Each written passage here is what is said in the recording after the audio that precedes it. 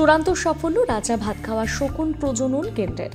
এই কেন্দ্র থেকে মুক্তিপ্রাপ্ত একটা শকুনের থেকে জন্ম নিয়েছে হোয়াইট ব্যাকড শকুন শাবক।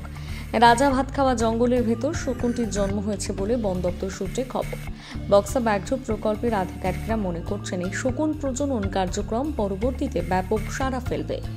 N3 এবং P6 নামে বন্দি প্রজনন করা সাদা ব্যাকড শকুন 2023 সালের নভেম্বরে সফলভাবে একটি বাসা তৈরি করে। এরপর জন্ম হয় শকুন শাবকের। নমস্কার। ভালচার বা শকুনের ব্যাপারে এটাই বলার যে একটা ক্রিটিক্যালি এন্ডেঞ্জার্ড একটা গ্রুপ হচ্ছে ভালচার।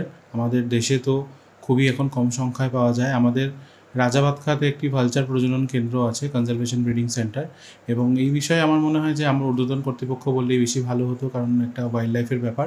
আমাদের খুব আনন্দের সঙ্গে আমি এটা জানাতে চাই যে আমাদের যে ভালচার প্রজনন কেন্দ্র আছে সেখান থেকে রেগুলার আমরা ভালচার শকুন আবার রিলিজ করি, সেটা কিনা প্রকৃতিতে আবার ফিরিয়ে দিই। এখানে ব্রিডিং সেন্টারে একে রাখার পরে, রেয়ারিংয়ের পরে, তো এই আমাদের এখান থেকে ছাড়া যে শকুন যেটা কিনা এখন নেচারে ফ্রি আছে, ওয়াইল্ড মানে নেচার গেছে, তার থেকে আমরা একটা রিপোর্ট এটাই পেয়েছি যে আমাদেরই জঙ্গলে আমরা একটি এমন শকুন ছানা বা শকুনের বাচ্চা আমরা যেটা পেয়েছি সেটা এই ছাড়া ভালচার থেকে জন্ম নিয়েছে।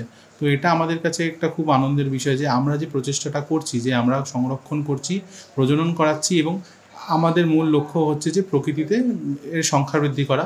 তো প্রকৃতিতে কোনো রকম আমাদের সাহচর্য, কোনো রকম হেল্প ছাড়া এরা প্রাকৃতিকভাবে যে নতুন শকুনের ছানা আমরা পেয়েছি, এটাকেই ইন্ডিকেট করে যে আমরা যে কাজটি করছি সেটা আমরা বৈজ্ঞানিকভাবে কাজটি করছি, এবং আমাদের এটা একটা সাফল্য বলেই আমি মনে করব।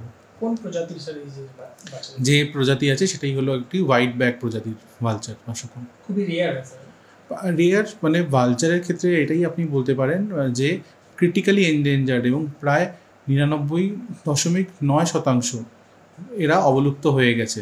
তো এদের প্রোটেকশন খুবই জরুরি। সেক্ষেত্রে এটা একটা খুব বড় নিউজ যে আবার আমাদের এখান থেকে ছাড়া ভালচার বা শকুন প্রকৃতিতে গিয়ে আমরা সেখান থেকে আর কি ন্যাচারালি আমরা সেই যেটা পাই সেটা পাচ্ছি, এবং এদের সংখ্যা বৃদ্ধি হচ্ছে। কতটা উচ্ছ্বসিত?